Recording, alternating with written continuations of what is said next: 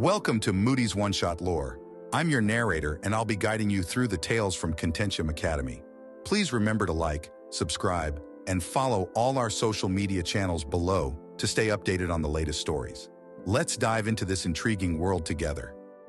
Tess Springs sat in her social media strategies class, the ambient hum of her instructor's voice fading as her gaze drifted out the window. Beyond the glass, the campus buzzed with life, students enjoying the warmth of the sun, their laughter a poignant echo of happier times spent with her mother. The abrupt ring of the bell shattered Tess's reverie, signaling the end of class. With a heavy heart, she gathered her belongings and made her way to the set of Springtime Tale, where she played the lead role, portraying a carefree college life she yearned for but couldn't quite grasp.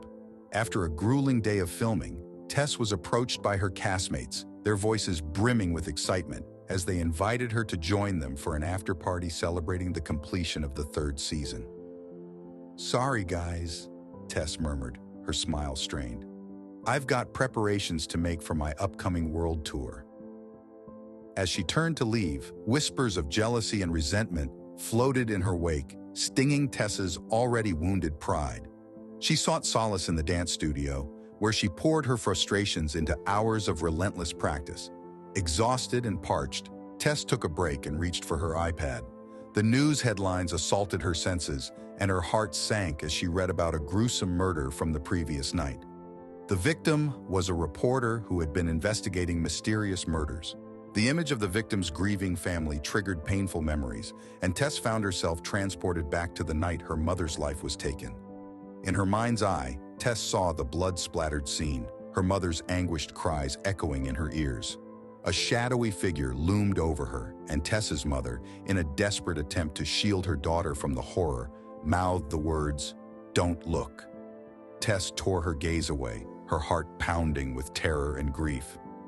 The next day, Tess and her best friend, Molly, walked around campus. Molly's voice was laced with concern as she asked, "Tess, are you okay?" Forcing a smile, Tess nodded. "I'll be fine, Molly. It's just this murder. It's hitting too close to home." Molly's eyes filled with sympathy. "I understand, but we have to believe that justice will prevail." Tess's frustration boiled over. "Faith in the police hasn't brought me any closer to finding my mother's killer." Molly's expression turned to alarm. "Tess, you can't take matters into your own hands. You could get hurt.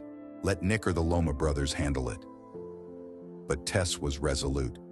"Nick's on another assignment, and the brothers, they'll cause chaos.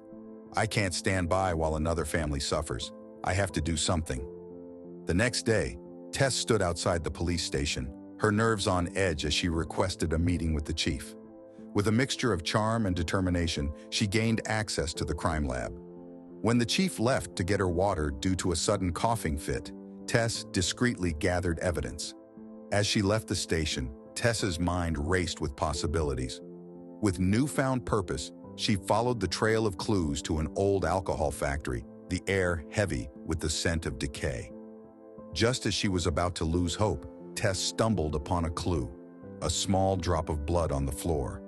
With trembling hands, she followed the trail to a chilling discovery, a chair positioned near the edge, overlooking a barrel filled with bodies. Tess's voice shook as she dialed the police, relaying her location in a hushed tone. The next day, Tess stood before the police station, her heart heavy as the chief praised her bravery. After a long day, Tess returned to her dorm room, only to find Molly's lifeless body. The killing was a brutal reminder of the danger that lurked in the shadows. With a strangled cry, Tess collapsed to her knees, her world shattering once again.